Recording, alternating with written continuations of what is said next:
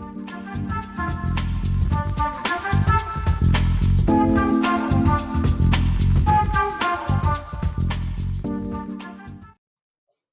afternoon, Donovan. Hi, Marty. Good to see you. It's been a while. It's been a while, couple weeks. It's been, since the 10th of September was our last podcast, and here we are, the 1st of October. Mm-hmm. And we're probably going to miss a few this month too, but life goes on. Yeah. So, as always, we may actually have nobody watching this because we haven't been on for the last couple of months. So maybe everybody's lost the habit. We'll see. Mm-hmm. So while I was,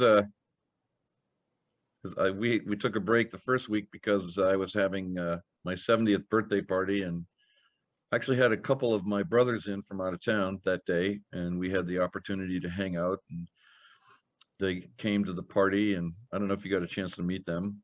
And I met one of them. Okay. With one of them. Yeah. Okay. And then I got to see them again this last weekend because we all gathered in Boston for my nephew's wedding. And, it was really interesting. What I'd like to share with you and the group is I had this shocking experience. And I say shocking only because it was utterly unexpected and it was utterly beautiful. I was sitting at the table. We were all seated together at the wedding reception, and I'm looking around the table and I'm thinking to myself, this is the first time we've all been together in a physical space since our dad died just before the COVID thing started in March of 2020. Mm-hmm. And I felt a profound sense of joy, and I had tears well up in my eyes, and a feeling that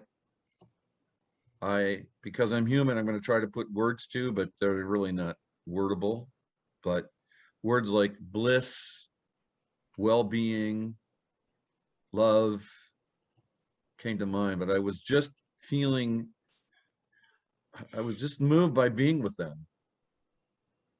Mm-hmm. And I realized in that moment that with all of this work that we do to heal childhood trauma and all the experiences that we had, those of us that grew up in households with siblings, that somehow there's a bond there that was not impeded by the trauma, that was not affected by the trauma.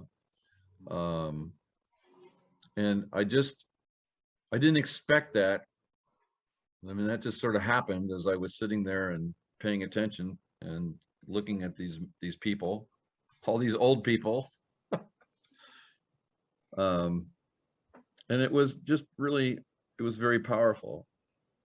And then subsequent to that, several of them contacted me once while I was there, and once after I got back to Sacramento, to discuss really heartfelt issues that they were experiencing in their lives, and really opened their hearts to me about their challenges, their fears, their confusions. And it was just like, it deepened for me that sense of bliss, of being in relationship.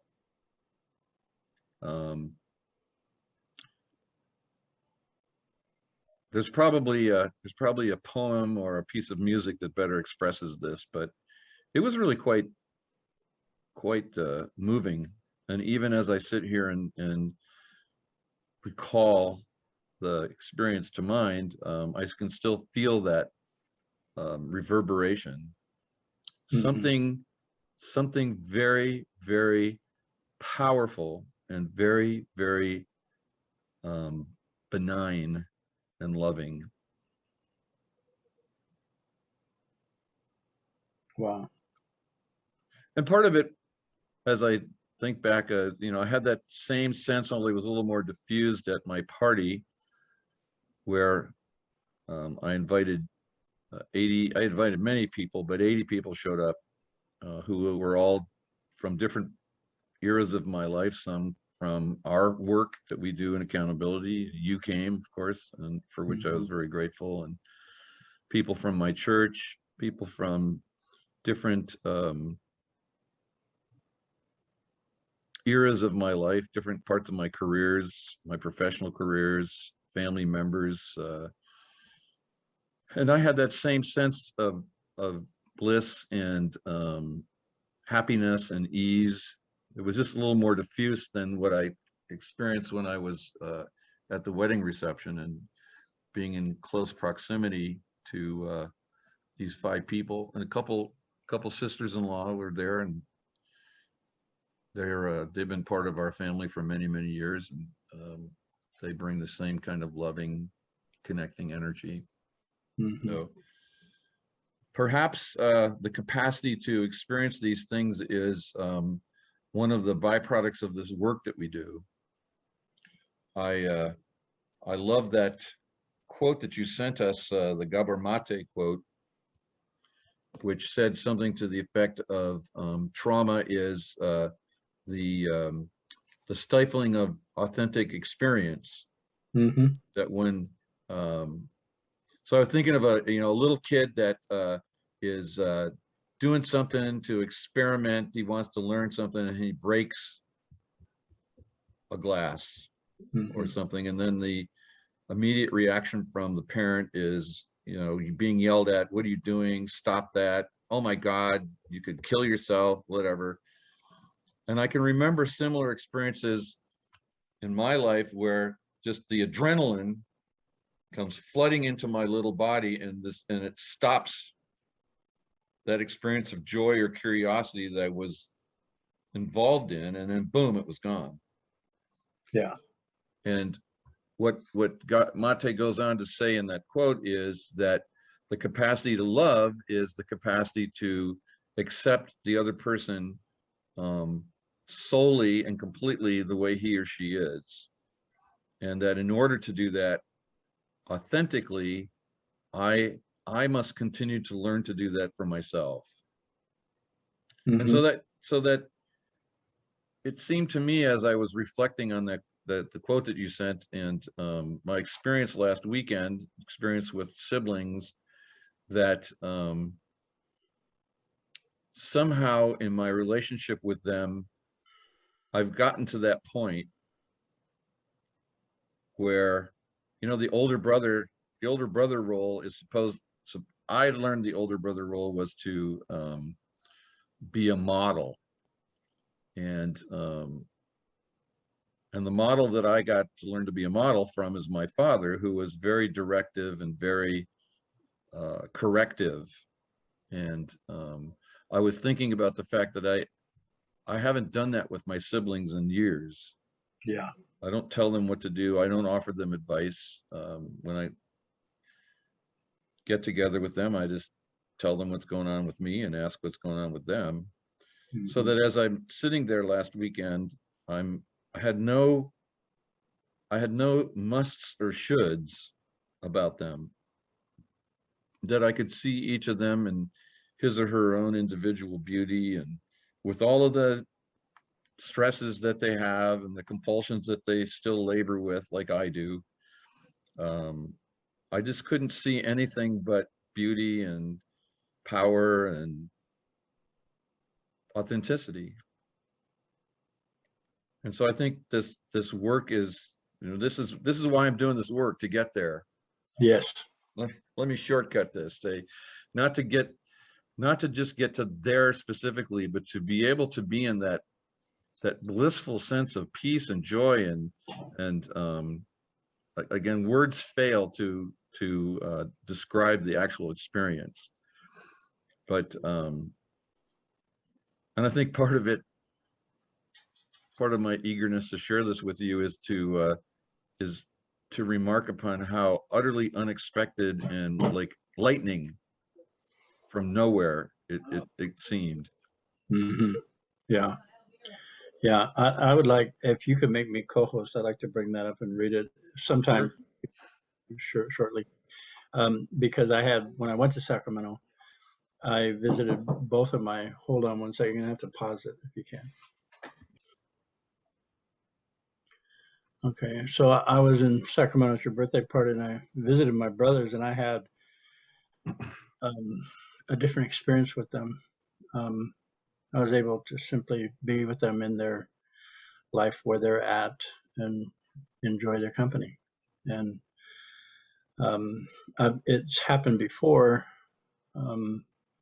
and it's what this work has offered me the capacity to do, instead of seeing their faults or wanting them to get it, or they're fine. They're on their journey. They talk about what they want to talk about. And I can just witness and be with them. And yeah, I like it. And it's a direct result of my internal work through this accountability process and my own recovery, and me, well, self-actualizing, becoming my authentic self instead of the person I wanted to be based on what I learned from my parents and my experience and how I put my experience together, or mostly what I didn't want to be. Like, I don't want to be like my dad. I ended up just like him, to who am I and what do I want? And that focus has given me the access and availability to actualize what I came in here to do, who I came in here to be, and experience my life fully, as me. So it's really, I'm glad you had that experience, and it's a demonstration. Exactly. This work is demonstratable. It is, in the scientific method, in the science field, if you can demonstrate something consistently, then you have scientific proof, or there's a demonstration of truth. Well, in this emotional healing process, I have a demonstration that this process led me to this. Consistently, persistently, and pervasively, I experience a freedom in my being that I didn't have before. And it's like we don't have the words for it. Like you said, it was a bliss. I don't know if it was bliss, but it was calm. I was enjoying. I laughed with my brothers when normally it would have been, oh, what are you doing? How you got to do this? No, we ain't got to do shit. We just get to be where we're at and tell jokes, and yeah, it's really cool. Yeah, so it's interesting, the quote that we're about to throw up on the screen for our colleagues watching this is, it has all of that in it. It's a very short quote. It's a transcript from a podcast, I think, that you saw Maté in. So should I throw it up and yeah, go through it? Yeah. Let me press the right thing here.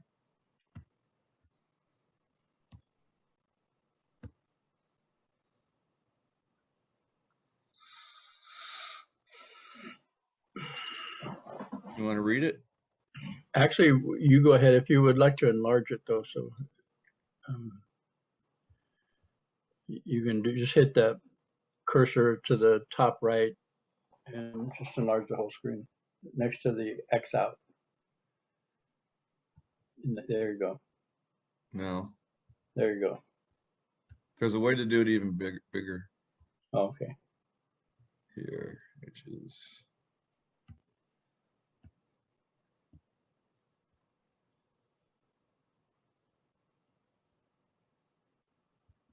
You guys get to see the way the sausage is made here. There you go. Try that. There you go. Yeah. Trauma is not what happens to you. It's what happens inside you as a result of what happens to you. It's a construction in your mental capacity to respond in the present moment from your authentic, it's a constriction, sorry. Was that Freudian? It's a constriction in your mental capacity to respond in the present moment from your authentic self. Essentially, trauma is a restriction of your authentic self in the present moment. That's what trauma is. The capacity to be present with and understand and see the other human being for exactly who they are, and to accept them for who they are, and to invite them unconditionally to be in your presence exactly the way they are. That's what love actually is. But you have to believe in your own truth, and you have to deepen your relationship to your truth, and you'll connect with people who are seeking the same truth as you are, even if they don't seek it the same way that you do. So never be afraid of your own truth and to explore it. And at the same time, whatever you do out there in the world, do the same amount of work internally, because if you don't, your work in the world will not be effective.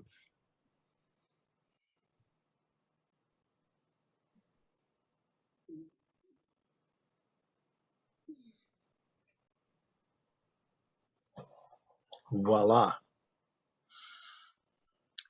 This the part I want to contact or comment on, Yeah, is that when he says, but you have to believe in your own truth, you have to deepen your relationship to your truth, and you will connect with people who are seeking the same truth as you are, even if they don't seek it the same way. Okay, what the hell does that mean? Okay, to me it means, what is my truth?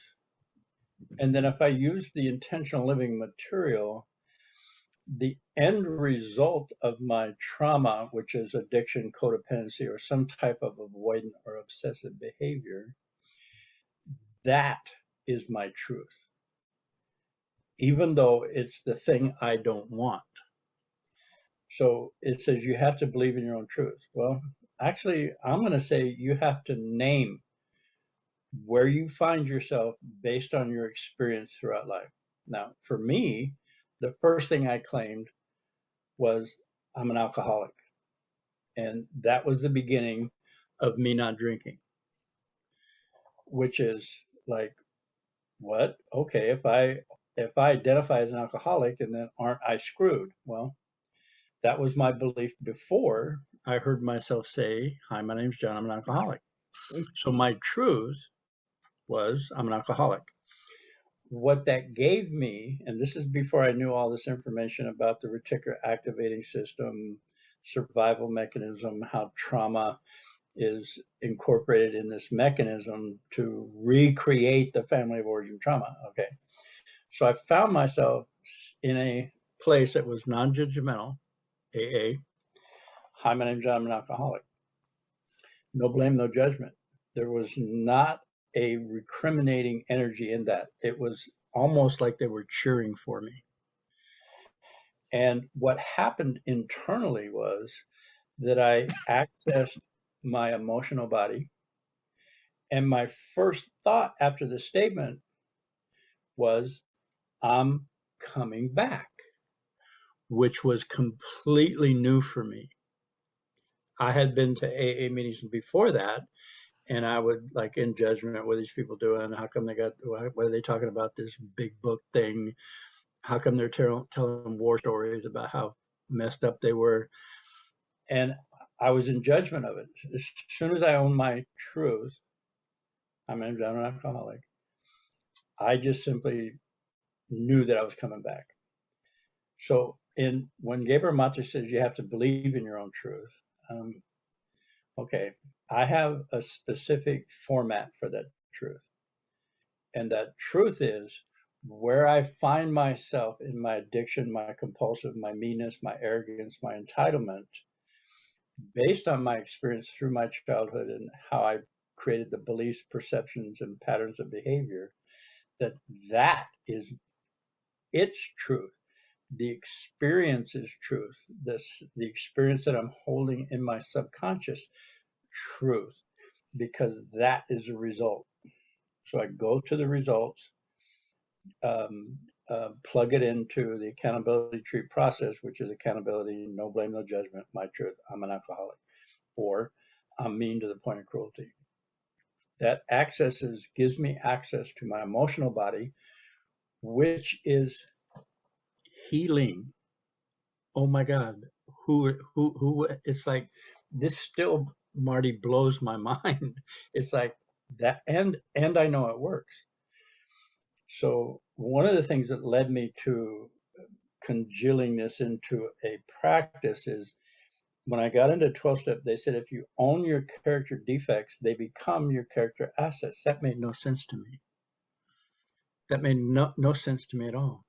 And as I stayed and I owned, the next thing I owned was I'm violent, or I'm codependent, or I'm needy.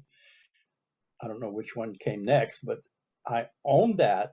And as soon as I owned that truth, I found that I had access to new information from me, not what other people were telling me to do, what I now wanted. I want to be, it is my intent to be kind. It is my intent to be giving. If I'm needy, it is my intent to be giving or gracious. If I'm arrogant, it is my intent to be assertive. If I'm mean, it is my intent to be kind. And I slowly started moving into these intents that I had named after the truth. Now my truth is I am kind, I am assertive, I am self-actualized. And that truth, again, opens me up to my emotional body so that I can maintain and sustain this truth. And this is counterintuitive, and it works. When I'm facilitating, I can explain this all day long. And people still ask questions. Well, what do you mean by it? I say, okay, let's try it. You have the experience. So I say, okay, I'm going to say 5 words: arrogant, entitled, mean, controlling, and needy. Which one of those resonates with you? Which one of those kind of pushes you back that you don't want to own? And a lot of times for men, it's either controlling and needy. And I say, okay, let's try it. Just placate me. Say, I'm needy. And then and then take a breath. And you could see, and they could feel the sloughing off of something.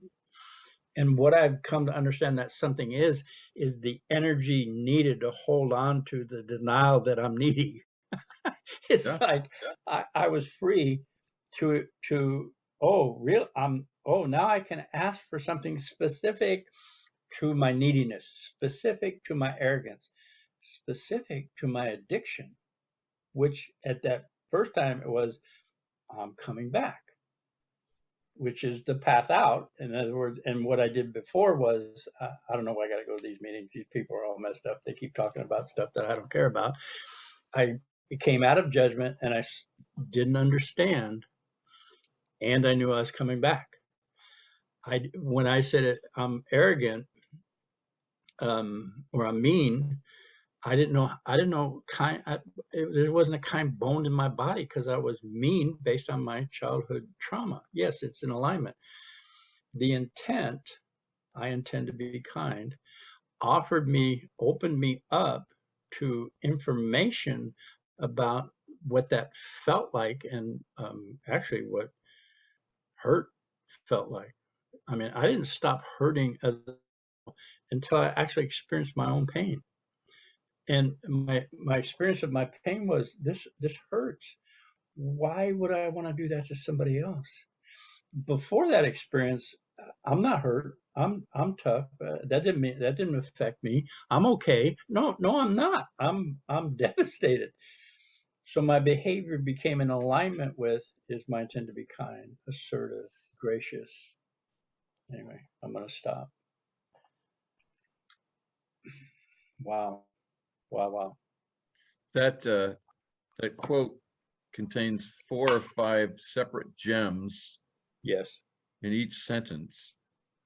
Mm-hmm. We spent some time in the Rusty Nail Club meeting last night talking about this quote, and particularly the notion of how trauma takes us out of our authentic experience. Mm-hmm. And how if trauma occurs consistently enough to a little kid, then that's how the post-traumatic stress syndrome or complex post-traumatic stress syndrome develops. And the syndrome now manifests as a defense mechanism specifically developed by that child's, in the case me, my particular experience. And it's interesting when I talk to my siblings about these things, because our mom is not doing well, and it's probably on her last few weeks here on the planet, and that's generating different responses from different each of us. Yes.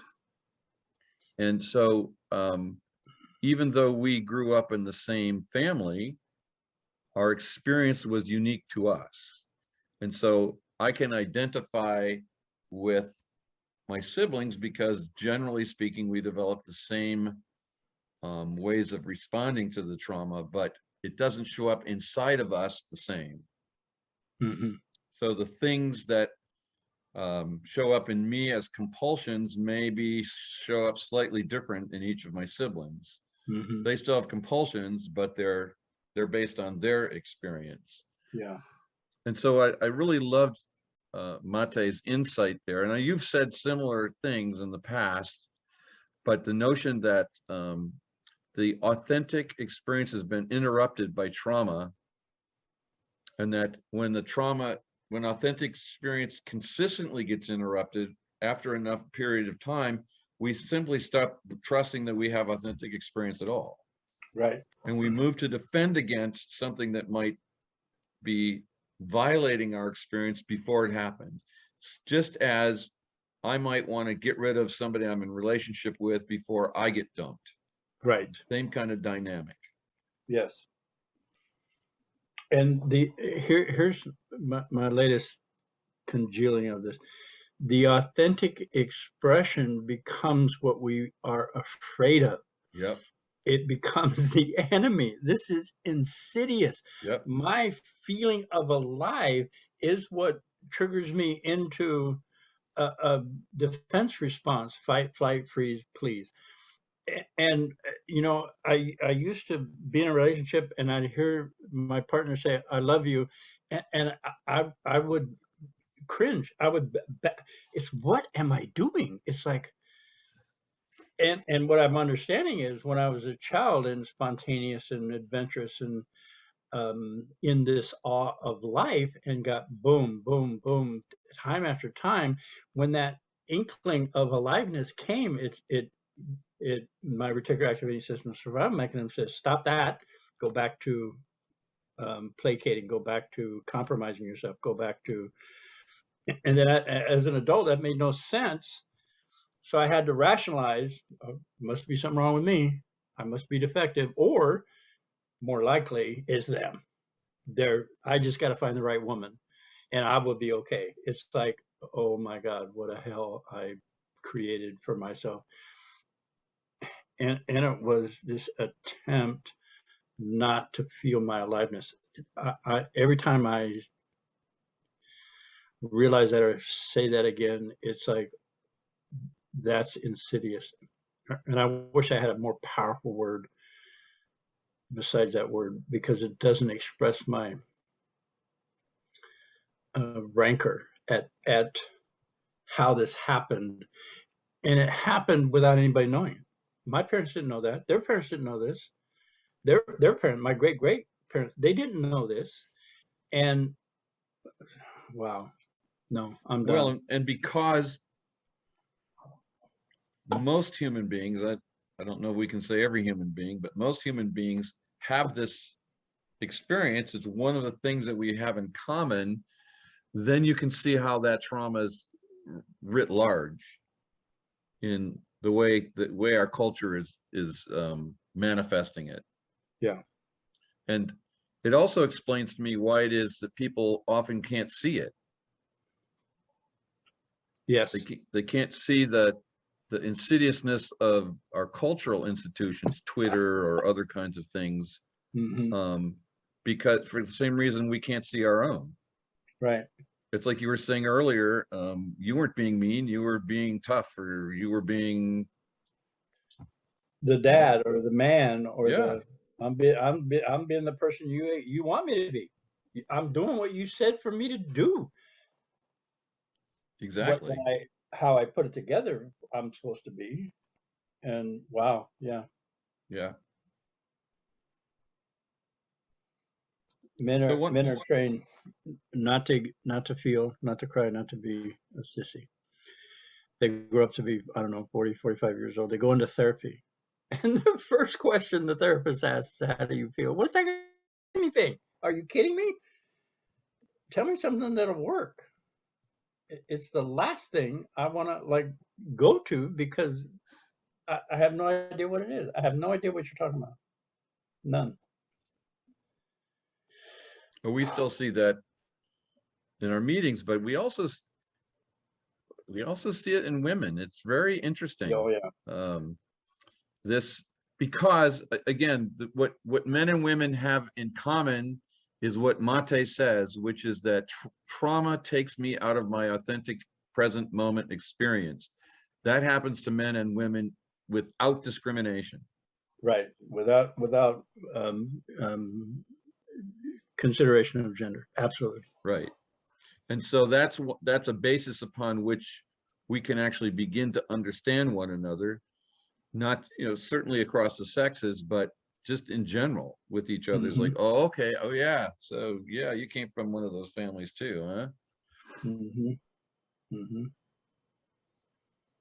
But then this inability to say how I feel, there's another one that I find quite interesting a lot, which is it's the inability to say what I want. Yes. And I suspect that those things are linked. Yep. When I was asked what I wanted, I believe there was a correct answer based on asking. And if I made the wrong answer, I got in trouble. It's like, what do you want? Well, I want some ice cream. Wow, why would you want ice cream now? You know we don't have money. You know what that's. It's like, okay, then don't quit asking me. Don't ask. Yeah. Yeah, it starts there and it only accumulates. Yes. It is a cumulative process. Because Complicated post-traumatic. Yeah. because the repression of desire is repression, just like the repression of authentic feeling. Yes. The desire is just it's actually a fundamental energy of being alive. Yes. And we do that uniquely based on well, our individuality, our difference, our um, um, yeah, our individuality. So the other thing, so the next thing he says in his quote is what love is. And he says that love is the ability to see the other person just the way he or she is. And what he doesn't quite talk about here, and I'd like to see if you have a comment on this, is the role of projection in my inability to see you as you are. Right. Because I don't have the ability to accept and see me as I am. So I create this context of what you should be, what I should be, project it out, and then become very critical, thinking I'm helping. I'm just trying to help you. You asked me, I need to tell you this. It's like, just do this different, do this, which is a reenactment of the childhood trauma. Exactly. And because if you're saying that to another person who's doing the exact same thing back, Right. so it's actually a relationship of projections. Yes. In which both people are protected from vulnerability and authenticity. Right. And that's why in all the relationships I've been in that didn't ultimately succeed, it really was the other guy's fault. It really was. Mm-hmm. Even if I could say that, there's nothing wrong here, but gosh, if you only got it, then this wouldn't be happening. Right. And and with the utter inability to see how I might have participated in this. Yes. And that's what this intentional living accountability tree for constants of relationship enable me to do, is see how I actually participate and engender all these things. It's like I'm asking the person to be untrustworthy. I'm asking the person to be critical, to question every move I make. And then I get mad at them for doing exactly what I need, which is to be criticized, because that's what I'm used to. Is that a manifestation of our principle, people always treat me the way I want? Yes.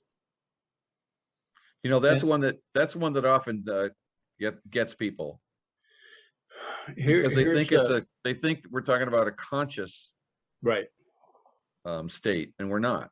Yeah. If in my childhood the way I perceived being loved by my parents was being told there was something wrong with me, I just didn't measure up, then I will be in relationships with people who I equate this love to, that will tell me that I don't measure up, and that becomes untenable, and I get mad and I say, quit telling me to do this, and they're going, what? And they're doing something to me to ask me to do whatever I'm doing to them. Eckhart Tolle says it in a way that's understandable to me. He says, when two people are in a conversation, they think there's two people. There's actually four. There's you, the other person, your wounded child, and their wounded child. And you're having a four-way conversation, and you don't know it.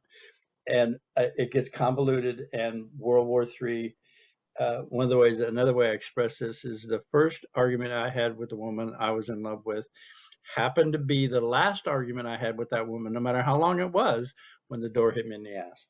It has no resolution whatsoever. Same argument. Yep. Over and over and over. Well, it just struck me as we're talking here that fundamentally what this experience of complex PTSD generates is it generates a substitute life. It generates an ersatz life, that I live in order not to feel that which I wasn't allowed to feel anymore. Right. Mm-hmm. And so again, when you're going to do the Eckhart Tolle four-way, I was thinking, and this may be equivalent to what he said, but you've got the authentic you, the authentic other person, and then the mask and the mask of each other. Yeah. And so you've got this, the masks are talking to the masks, the authentic person is feeling what's going on, and maybe even would like to break through and say something, and maybe even does, and then that causes its own new chaotic dynamic in the relationship, because the other person may not be wanting to hear it. Right. And so is again what Gabor Maté is basically saying here is, now, in order for me to have that authentic relationship with you, where I see you just exactly the way you are and I make no demands on you, I must be able to see myself in the same way. Right. Because if I don't see myself and love myself, and including all of my warts and mistakes and character defects, then I can't, I may be able to grant it to you, but it'll only be temporary. Yeah. Because eventually you're going to screw up, and then that's it. Yeah. And it's complicated. Post-traumatic stress disorder is a disorder of exciting the survival mechanism when it's not necessary. We can understand that with a guy coming back from a war zone, from Afghanistan or Iraq. If he's walking down the street, a car backfires, he hits the ground. We completely understand it. We don't understand when I come home late at night and my partner says, "Where the hell have you been?" And I go into a tirade. Post-traumatic stress, complicated post-traumatic stress. That response is the same thing as the war zone veteran, only mine is childhood trauma. Are you kidding me, you sissy? Get over it. And we do this, restricts it, and then the reactions become prominent and pervasive, persistent and pervasive. And then we got to come up with a rational explanation. That's what I mean by it's either there's something wrong with me, I'm messed up, I'm an idiot, or they're the wrong person for me. They don't understand. They're not listening to me. They don't hear me. They don't see me. When in fact, I don't hear. I don't have the capacity to hear myself or see myself because of the defensive mechanism that's trying to keep me safe from the thing I want. Oh my God. Well, that turns out to be the most frustrating result of this complex PTSD childhood trauma thing, is the very thing that I want, the very love that I want, has it when it comes to me and my body says no. Right. The very thing that I want, I also don't want at the same time. Right. And the talk a little bit, if you could, about healing that, how that contradiction gets healed. It's in owning the character defect, or the result where I find myself based on my experience or my trauma. If I owned that I was mean, arrogant, entitled, okay, and I owned it without blame or judgment, it's simply the result of what happened to me in my childhood. My childhood was I was very abused, very demeaned, diminished, ridiculed, tormented, sexually abused, seen as a burden. And then as an adult, that experience created these mechanisms to keep people away from me, which makes sense because in my childhood, mother, father were who loved me, and I received the pain from them. So I get into a relationship. Oh, this woman loves me. I'm like all happy and everything, and my body is in this restrictive, condensed, back away mode, and I don't know it, because the actual expression of "I love you" was either a precursor or a sequel to the abuse. I'm only doing this because I love you. Oh, I'm sorry I did that, and I love you. It's like, oh, okay, make sense out of that to a child. It's not. They simply accept it as love. Okay, that's how love is. I grow up wanting something different, but my body says anything different from what you received as a child is life-threatening. So if you actually feel nurtured and loved, it's awkward. It's like, whoa, what did I do wrong? What's going on here? I got to watch out. And none of this is conscious. It's subconscious, which is where the insidiousness of this survival mechanism, which is working really well, by the way. It's keeping me alive. And it's not a malevolent energy. It believes it's helping me survive. And when I fight it, it strengthens the reaction response. It's like, well, I think it was Nancy Reagan in the addiction field. Just she made this statement: "Just say no." Well, okay. Since then, the addiction problem has exploded. It's at epic scale ever since she said, "Just say no."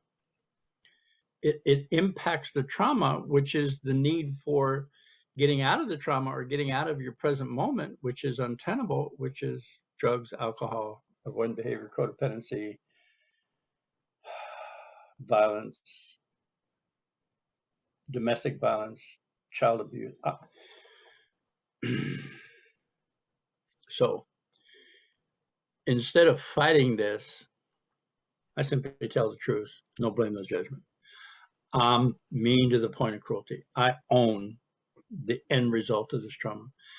When there's no blame or judgment, it's a validation of the childhood trauma. It's like this mechanism says, oh, you're finally listening to me. I can really, and this energy, you can see it slough off of people.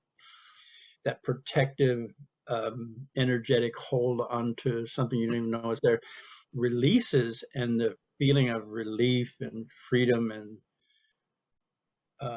relief, joy.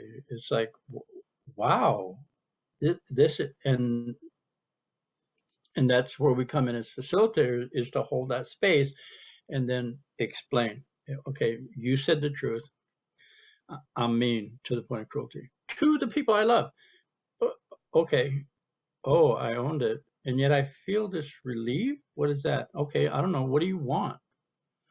What do you want now that you realize that you're mean? Oh, I want to be kind. Well, you use the word intent. I intend to be kind. That intent, I intend to be kind, is a directive to the same mechanism that created the meanness. It created the meanness out of self-defense because it believed that love equals pain. So if you get into a loving situation, watch out, something's going to happen. It works. So if you own the meanness, which is the direct result of the pain, and you say, I intend to be kind, that's a directive to the same mechanism that created the meanness to offer you the path to kindness. It works in spite of you, just like in spite of my best efforts, I found myself mean to the point of cruelty. How? No, I'm a nice guy. I want to be a nice guy. I want to help people. I want to be nice to people. And then I find myself being cruel. Okay, all right, I'm my own cruel. I'm mean to the point of cruelty. And I feel this energetic loosening. And that's actually the word I use, lucid. I become lucid, and then I go, oh, it is my intent to be kind. And then after that, I find myself softening. Or at least I am aware when I'm being mean, and I can take a breath and it stops. Where before I'd say, what are you doing? Don't do that. And I would just go deeper and deeper into the abuse or the meanness or the ridicule that I was dishing out. So learning to transcend the conundrum, I want love, love's dangerous, starts with being willing to own all the stuff about ourselves that we consciously don't want to own, but show up as feelings, compulsions, triggers, addictions, etc. And I would suggest that the second equally critical element is doing that in a group setting. Because what I've discovered in years of doing group work is that the group really is a living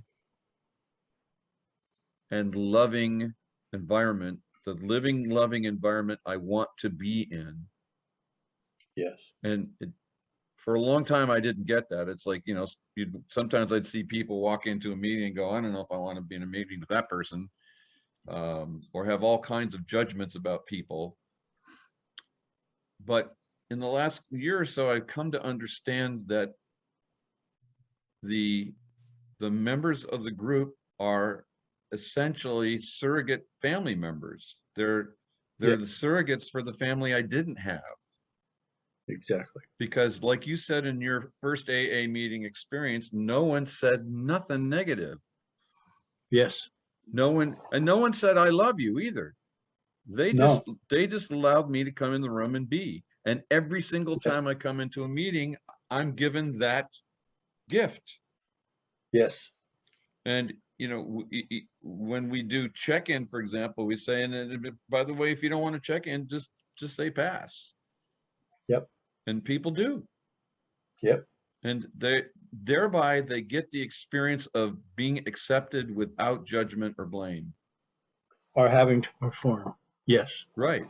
And, you know, it's subtle because it takes time for me. It just took, let me just speak for myself. It took time for the energetics of that to break through the, I want love, I can't have it. Right. Belief membrane. Mm-hmm. It's like, well, wait a minute. What is this experience here? And I noticed it as I would start coming to meetings and have that sort of, I can't wait to get to the meeting Mm-hmm. energy. Yeah. And it's like, well, okay. So I think that the ability, and I think the fifth step has in the AA tradition, I know it's in the ACA tradition, is became willing to tell God, ourselves, and another human being the exact nature of our character defects. Yep. So so this is a version of what I heard you say, which is when I'm willing to own out loud, I'm mean, entitled, arrogant, cruel, etc. To this group, that's how the healing energy gets into me. Yes. My willingness to, sometimes, you know, I could feel my teeth grit. I can't say this. I can't say this. I can't say this. Right. Say it anyway, and notice that what the little kid expects to happen does not happen. No. And then over time, this unvarying acceptance without blame or judgment starts to work its magic. Yes. It starts to permeate into my subconscious. And in fact, that's one of the sayings in the program: wait for the miracle. Wait for it to happen, because it's going to happen. And if it hasn't happened yet, it's going to happen. And then when it happens, there's this breakthrough, this, oh my God, I belong. I feel comfortable. Yes, you do. Oh, my wounding came in the presence of people. Necessarily, my healing will come in the presence of people. Exactly. Yeah. And because a human being is a social creature that can't be any other way. Exactly. We're built to interact. Everything about us is about cooperation and community. If we were built not to be in that, we'd have different attributes, we'd have different qualities, we'd have different neural systems, we'd have different everything. We do not. We are community oriented beings, which is good news and bad news. The bad news is, holy shit, I need you. Oh shit, I'm in trouble. And to, oh my God, there you are. Oh my God, thank you for being here. One aspect of childhood trauma, I'm afraid of you, I don't like you, to, oh my God, you're the best thing that ever happened to me, where you've been all my life. And it's in that healing environment, that safe environment, and the intentional living accountability tree for constants of relationship, I think, I know accelerates that ability to embody this feeling of relief, of acceptance, of self-acceptance, of relief, of not being judged. And wow, yeah. Yeah. So circle back to the beginning of the conversation. That wait for the miracle. That was what I experienced this last weekend. I didn't think of that word until you used it, but that miracle of that breakthrough of I'm in love with my family, and I don't have to do anything. And I'm accepted without having to do anything. Yes. Yeah. Yes. I don't have to perform. I don't have to put on. I can just say what's here. Yeah. Yeah. Wow. So that's the reason I'm doing this work. Me too.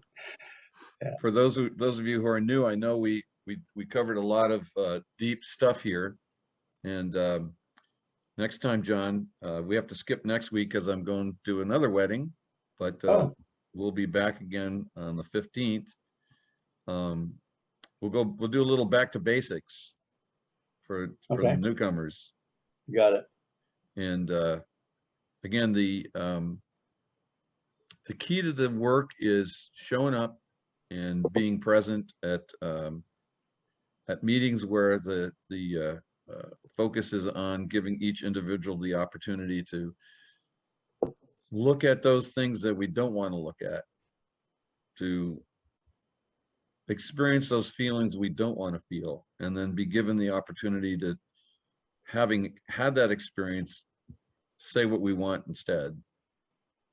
Yes. And that's what John was saying earlier, results in our setting intentions. And when I set intentions for myself, I'm claiming authorship over my life. Mm-hmm. I am calling on my higher power to create the life that I now consciously want, and thereby becoming my self-creator. Yes. That's already happening anyway. I'm already creating my life. Yep. But it's mostly being created in my subconscious by a scared little kid. Yes. And yeah. God bless him. One of this, before we close, there was one thing that you said, which I think is really worth repeating, which is that there's a source in us. And we don't necessarily have to identify that. Maybe it's a topic for another conversation, but there is a source in us that responds to our desires. Whether the desire is for something nasty or something beautiful, it's an utterly neutral power. Mm-hmm. And so one of our principles is I'm always getting what I want. That's because there's that fundamental source within each of us that's giving us what we want. Mm-hmm. And the beauty of the accountability work is it helps me learn that the same power that helped create the post-traumatic world can create the blissful world that I choose to have. Mm-hmm. I intend to create a world of joy, peace, freedom, and community. Is the directive that internal source of creative energy is under mandate to now. Mm-hmm. Yes. And that's available to every one of us. Exactly. Yes. It's in every one of us. So before we wrap up, any final thoughts? I wrote a thing a couple days ago and call it benevolent. And I want to say before I read this, it's like we're talking about this accountability tree and finding your authentic self. And when I first got into the overwhelming dauntingness of the problem was just that overwhelming. So in the face of that, I want to say this. And it's about benevolent. There's a couple things in here. Benevolent does not necessarily mean good or right. In our authentic expression, we are enriching a state of bliss. We are adding a component to the all that has been lacking. By applying a garden hose stream of water to a raging inferno, we are creating the mist of Avalon.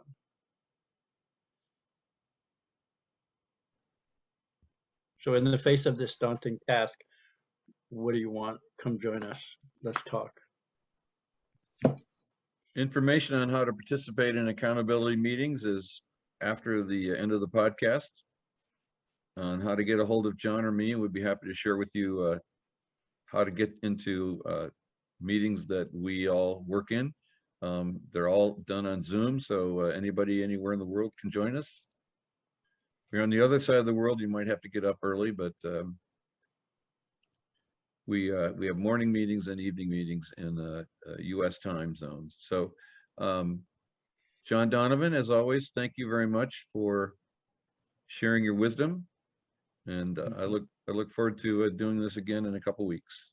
You got it. Take care. Bye-bye.